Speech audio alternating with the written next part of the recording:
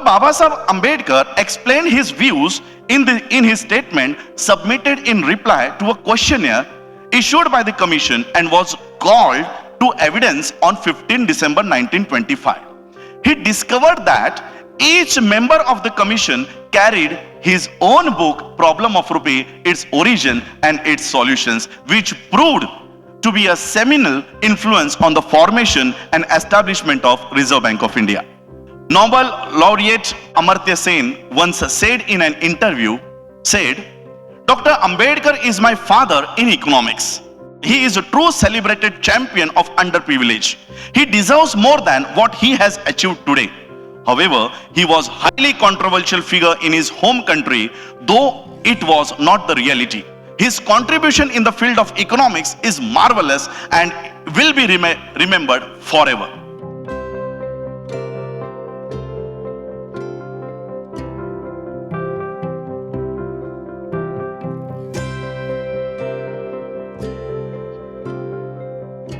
I wish to extend my special thanks to Dr. Ambedkar Welfare Organization, Malaysia, and Ambedkar International Mission, taking this bold initiative to hold a celebration and a convention to mark 133rd birth anniversary of the great son of India, Dr. Babasaheb Ambedkar.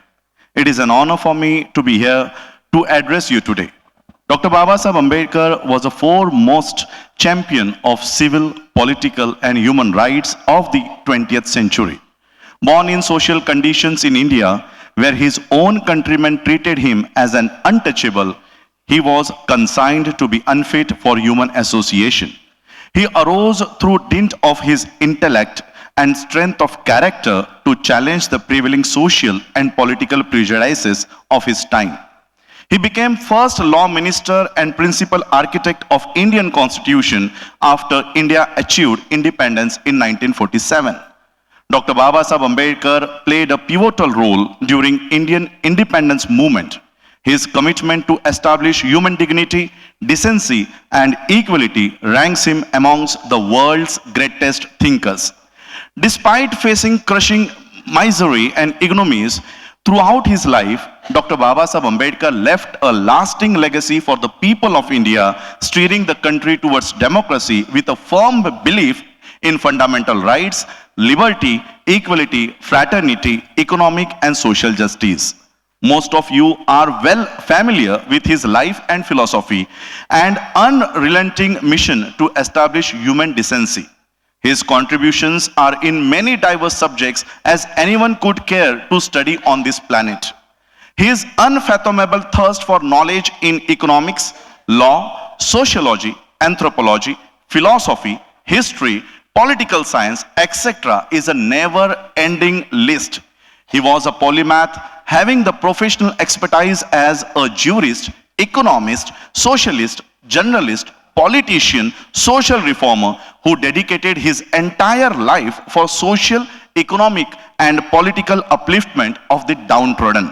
As a polymath during the British Raj, he applied his intellect and erudition for solving his country's problems in the field of politics, economic, legal, cultural, and social. He confronted adversaries in India who misunderstood him yet used his services and knowledge of world affairs and his legal acumen for piloting India's constitution, of which he was its principal architect.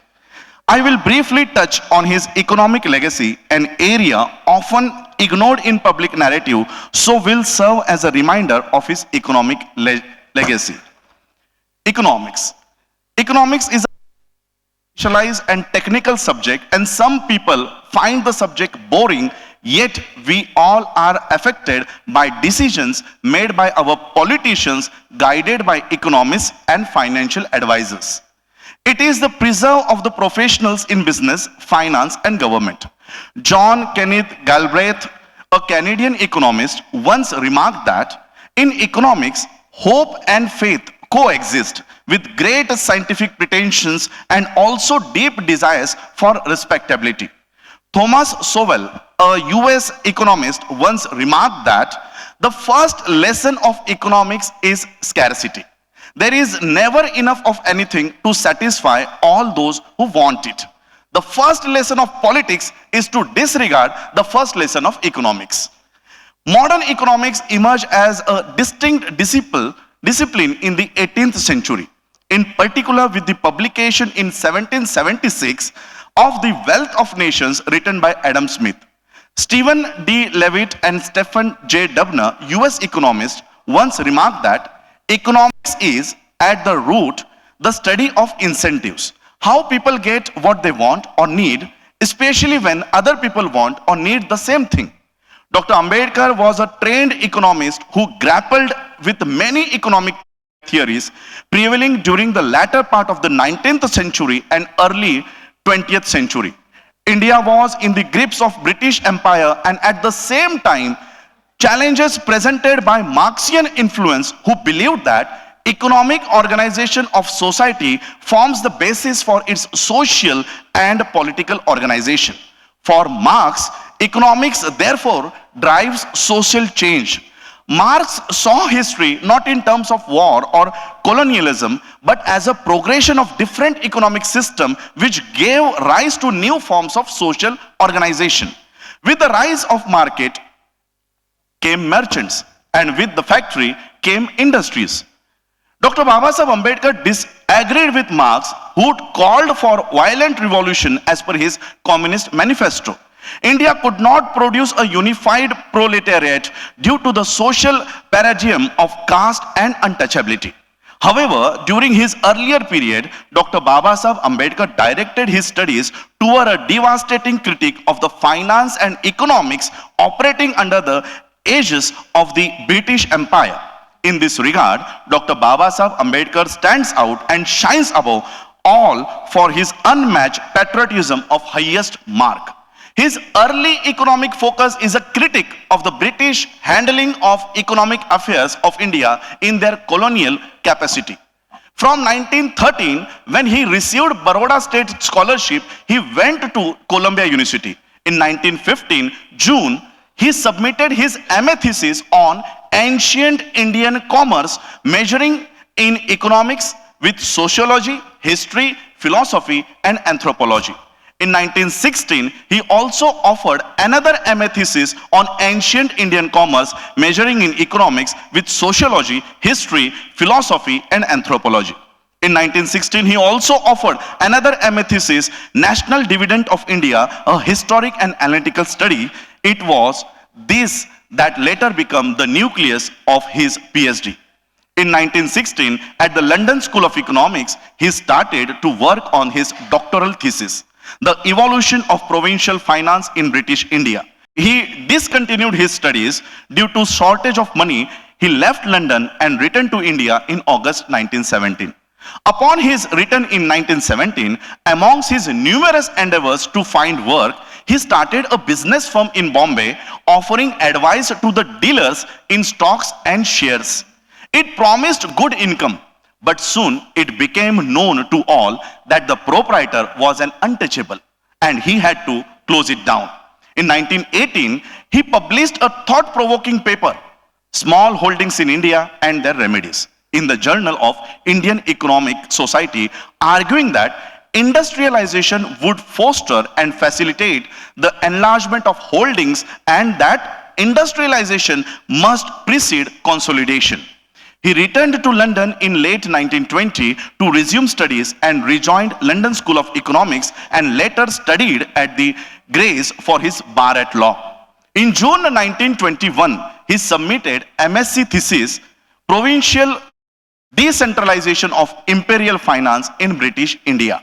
In 1922, he submitted his dissertation, Problem of the Rupee, Its Origin and Its Solution, for which he was awarded Doctor of Science in 1923, believed to be the first Indian to hold a Doctor of Science. In 1925, he resubmitted another dissertation to Columbia University, Evolution of Provincial Finance in British India, for which he was awarded a PhD in 1927. It is important here to point out that the conclusion reached in the problem of rupee were so revolutionary in character, so he was requested to redraft a couple of chapters by his senior lecturers at London School of Economics. Subsequently, this book formed the basis for the establishment of the Reserve Bank of India. The Royal Commission on Indian Currency and Finance, chaired by E. Hilton Young, visited India in 1924-25 to examine the financial system and to suggest the reform to the Indian currency. Dr. Babasaheb Ambedkar explained his views in his statement submitted in reply to a questionnaire issued by the Commission and was called to evidence on 15 December 1925. He discovered that each member of the Commission carried his own book, Problem of Rupee, its origin and its solutions, which proved to be a seminal influence on the formation and establishment of Reserve Bank of India. Shreyas Rugunda writes in the Economic Hub, June 27, 2021, that Babasaheb was Labour Minister in Viceroy's Executive Council from 1942 and 1946. And he laid out that the basic foundation of workers' right and social security to the vulnerable sections of the society. First, India legalized 8 hours working day with the 1946 amendment of the Factories Act of 1934, a result of the bill introduced by Dr. Babasaheb Ambedkar. Second, established employment exchanges and proposed to collect the labor statistical data under Industrial Statistical Act. Third, framed the amendment of the Trade Union Act 1926, where he put forward the recognition of trade unions by the employers. Fourth, on November 8, 1943, introduced the Indian Trade Union Amendment Bill that compelled an employer to recognize trade unions. India was one of the first nations to think about employer insurance. In 1944, he enacted a bill known as Coal Mines Safety Stowing Amendment Bill, which ensured the safety of the employees working in the coal mines. In 1946, he introduced Mica Mines Labour Welfare Fund Bill that led to Mica Mines Labour Fund, aimed at helping the employees in coal mines to get education, water, housing, transportation, entertainment, medical services, and better sanitation. On September 17, 1937, during the Pune session of the Bombay Assembly, he introduced a bill to abolish the Khoti system of land tenure in Konkan. He opposed the introduction of the Industrial Disputes Bill 1937 because it removed the workers' right to strike and had many anti-labor clauses. Through the Mines Maternity Benefit Amendment Bill 1943, he ensured that a woman working in the mine is entitled to maternity benefits. He addressed many labor conferences, organized labor movements, and introduced many other important bills such as the War Injuries Compensation Insurance Bill 1943, Employees State Insurance Act 1948, and so on.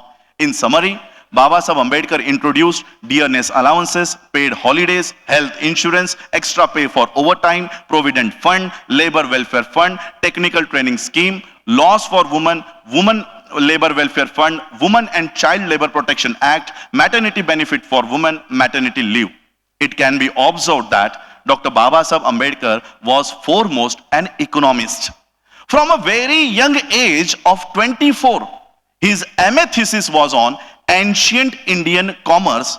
His last academic award was a PhD in 1927 at the age of 36 for evolution of provincial finance in British India. During these years and subsequently, he played a powerful and influential role in the economic affairs of India. Nobel laureate Amartya Sen once said in an interview, Dr. Ambedkar is my father in economics. He is a true celebrated champion of underprivileged. He deserves more than what he has achieved today. However, he was a highly controversial figure in his home country, though it was not the reality. His contribution in the field of economics is marvelous and will be remembered forever. Being inspired by the economic writings of Dr. Babasaheb Ambedkar, my doctorate is in financial management and have recently established Dr. Bhimrao Ramji Ambedkar Multi-State Cooperative Bank to provide investment, deposits and loan opportunities for the neediest. And I will now turn on the Youth Parliament in India. Finally, Digressing slightly from the theme of economics and in tribute to the great Dr. Babasaheb Ambedkar, I wish to propose the establishment of youth parliament in India in every state. The political atmosphere in India at the present time prohibits any discussion or enforcement of people's rights. Free speech, criticism of government, political control of media, and law enforcement agencies and judiciary act as a powerful deterrent. Human rights, whether of the youth or human rights more generally, cannot be addressed without creating an environment in which human rights could embed and have opportunity to flourish. Needless to say, the youth are the future of every country. A culture of respect for human rights is paramount for a pluralistic country like India. One way to empower youth is to examine best practices around the globe and adopt models that directly engage and empower the youth by providing a platform to enable proposition, discussion, and debate and recommendation of policies that affect their lives. A youth parliament model adopted by UK can be similarly adapted and applied in India. A democratically elected youth parliament should be established in each Indian state, a platform in which the youth can raise issues around health, education, mental health, skills and trainings, employment, etc., which are enabling tools for the right to live a decent life. The youth parliament would be democratically elected in each state and engage with government of the state to provide input in areas that concern them most. This measure must not be mere tokenism, but empower the youth in a meaningful way to enable the youth to engage and to make a real difference as decision makers and leaders. There is an urgent need to engage with international human rights agencies for an integrated youth empowerment program to establish a young youth parliament in India in every state.